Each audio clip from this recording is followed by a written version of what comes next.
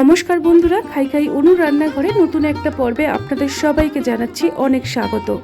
আজকের আমি এই ভেজানো মুগের ডাল দিয়ে এমন একটা রেসিপি বানিয়ে দেখাবো যেটা বাড়ির বাচ্চা বড় ভীষণ খুশি হয়ে খাবে।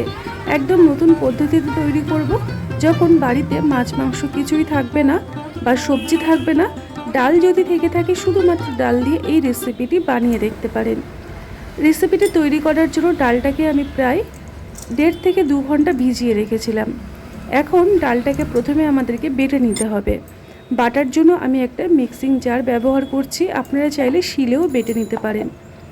একটা কাঁচা লঙ্কা আর অল্প একটু আদা দিয়ে ভালো করে ডালটাকে মিহি করে আমি বেটে নিলাম।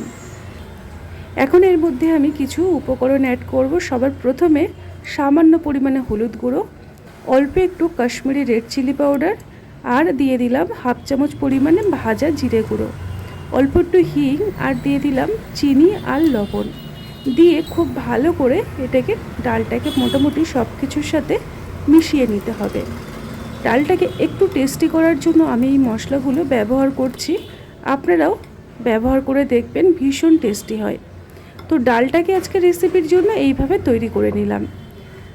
এখন একটা পাত্রের মধ্যে আমি মোটামুটি 2 চামচ পরিমাণে টক দই নিয়েছি, আর এর মধ্যে আমি দিয়ে দিলাম অল্প একটু হলুদ গুঁড়ো, দিয়ে দিলাম ঝাল লাল লঙ্কার গুঁড়ো, জিরে গুঁড়ো, ধনে গুঁড়ো। সব উপকরণের সাথে দইটাকে খুব ভালো করে মিশিয়ে আর ফাটিয়ে নিতে হবে, যাতে করে দইটা একদম স্মুথভাবে তৈরি হয়। তো তৈরি হয়ে গেল। এখন রেসিপিটি চটপট তৈরি করে নেব। তার জন্য কড়াইতে দিয়ে দিলাম পর্যাপ্ত পরিমাণে রিফাইন তেল। তেলটা গরম হলে সাদা জিরে ফোড়নে দিয়ে দিয়েছি। আর রেসিপিটি যাতে ভালো খুব একটা সুন্দর কালার আসে তার জন্য দিয়ে দিলাম অল্প একটু চিনি, আর 2টো শুকনো লঙ্কা গোটা ফোড়নে দিয়েছি। ফোড়নটা খুব ভালো করে ভাজা হলে কয়েক সেকেন্ড আমি অপেক্ষা করলাম। তারপরে আমি এখানে অ্যাড করে দিলাম আগের থেকে কুচিয়ে রাখা পেঁয়াজ। যদি খুব সুন্দর একটা গ্রেভি চাইছেন তাহলে পেঁয়াজটাকে চেষ্টা করবেন যতটা সম্ভব ছোট্ট ছোট্ট করে কুচিয়ে নেওয়া। আমিও দেখুন এই রকমভাবে ছোট্ট করে পেঁয়াজগুলোকে কুচিয়ে রেডি করে নিয়েছি। এখন মোটামুটি 1 থেকে 1.5 মিনিট পেঁয়াজটাকে একটু নরম হওয়া পর্যন্ত তেলের মধ্যে ভেজে নেব। তারপরেই আমি এখানে অ্যাড করে দেব 2 চামচ পরিমাণে আদা আর রসুন বাটা। আদা রসুন বাটাটাকে দিয়ে খুব ভালো করে পেঁয়াজের সাথে কষিয়ে নেব, যাতে করে কাঁচা গন্ধটা পুরোপুরি কেটে যায়। তারপরে এখানে আমি দিয়ে দিলাম ছোট্ট চামচের 1 চামচ পরিমাণে বেসন।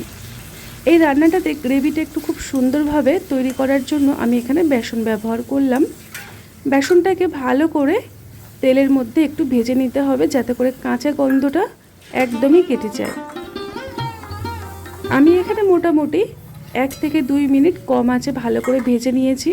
তারপরে এখানে অ্যাড করে দিলাম খুব সামান্য পরিমাণে অল্প একটু জল। জলটাকে দিয়ে আবারও ভালো করে কষিয়ে নিচ্ছে। তারপরে এখানে অ্যাড করে দেব আগের থেকে যে টক দই আমি রেডি করে রেখেছিলাম, সব রকম গুঁড়ো মশলা মিশিয়ে সেই টক দইটাকে আমি এখানে অ্যাড করে দিলাম। দিয়ে সব কিছুর সাথে ভালো করে কষিয়ে নেব। অল্প একটু জল দিয়ে কষাবো, যাতে করে মশলাটা নিচে লেগে না যায় আর ভালোভাবে কষানো হয়। সব কিছুর সাথে ভালো করে দেখুন আমি খুন্তির সাহায্যে মিশিয়ে নেব। তারপরে এখানে খুব সুন্দর একটা কালারের জন্য আমি দিয়ে দিলাম 1/2 চামচ পরিমাণে কাশ্মীরি রেড চিলি পাউডার। প্রথমে তেলের মধ্যে আমি দিয়েছিলাম চিনি, তারপরে দিলাম কাশ্মীরি রেড চিলি পাউডার, এই রান্নার খুব সুন্দর একটা কালার আনার জন্য।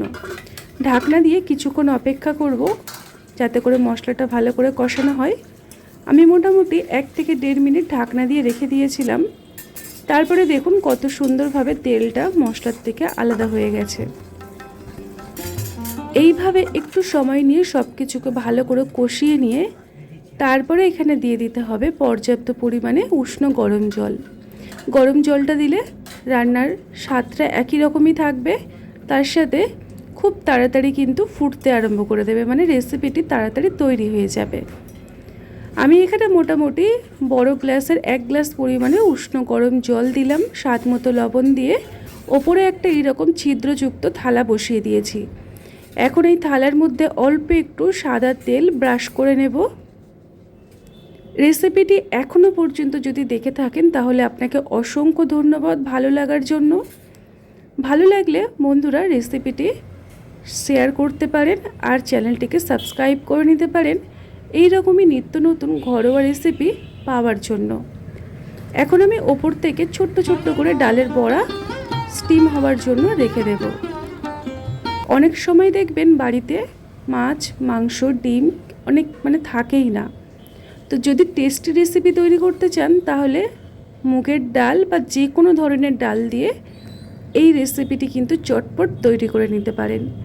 এতটা টেস্টি হয়, বাড়ির বাচ্চা থেকে বড় সবাই কিন্তু অনায়াসে খেয়ে নেবে। আর এই রেসিপিটি আপনারা ভাত, রুটি, পরোটা সব কিছুর সাথে সার্ভ করতে পারবেন। এই দেখুন, আমি ঢাকনাটাকে খুলে আপনাদেরকে দেখিয়ে দিলাম কত সুন্দরভাবে বড়াগুলো সুসেদ্ধ হয়ে গেছে। এখন একটা খুন্তির সাহায্যে এইরকমভাবে প্রত্যেকটা বড়া আমি তুলে সাইড করে নেব। এটা আমি একেবারে যতটুকু বড়া হওয়ার ছিল ততটুকুই আমি স্টিম করলাম, আর বাকি বড়াটা একই রকম পদ্ধতিতে স্টিম করে নেব। সেই জন্য প্রথমে কিন্তু চেষ্টা করবেন একটু বেশি পরিমাণে জল দিতে। বড়াগুলো ভীষণ সফট হয়, দেখুন কতটা নরম হয়েছে। একই রকম পদ্ধতিতে বাকি বড়াগুলো স্টিম হওয়ার জন্য রেখে দিলাম। আর আমার সমস্ত ডাল যতটুকু আমি নিয়েছিলাম এই দুটো ব্যাচে প্রত্যেকটা ডাল আমি বড়া তৈরি করে নিয়েছি। আর খুন্তির সাহায্যে এভাবে তুলে নিতে হবে। যেটা একটার সাথে আরেকটা লেগে যাচ্ছে তাতে কোনো অসুবিধে নেই, ওগুলো হাতের সাহায্যে আমি ছাড়িয়ে নেব। আর এদিকে গ্রেভিটা দেখুন কত সুন্দর একটা থিকনেস চলে এসছে। আর এর মধ্যে ডালের বড়াগুলো যখন আমি অ্যাড করব আর একটু থিক হয়ে যাবে, গাঢ় হয়ে যাবে। আর এই রেসিপিটি বিশেষ করে ভাত, রুটি, পরোটা, পোলাও সব কিছুর সাথে আপনারা পরিবেশন করতে পারবেন। এখন আমি এর মধ্যে দিয়ে দেব ছোট্ট চামচের 1 চামচ পরিমাণে শাহি গরম মশলা,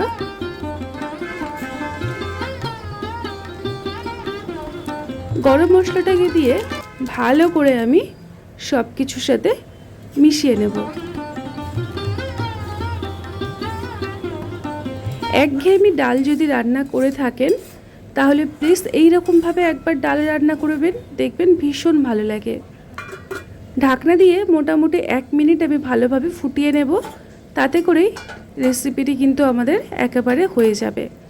সবার শেষে আমি দিয়ে দেবো একদম মিহি করে কুচিয়ে নেওয়া কিছুটা ধনেপাতা, আর দিয়ে দেবো 2টো কাঁচা লঙ্কা ছোট্ট ছোট্ট করে কুচিয়ে নেওয়া।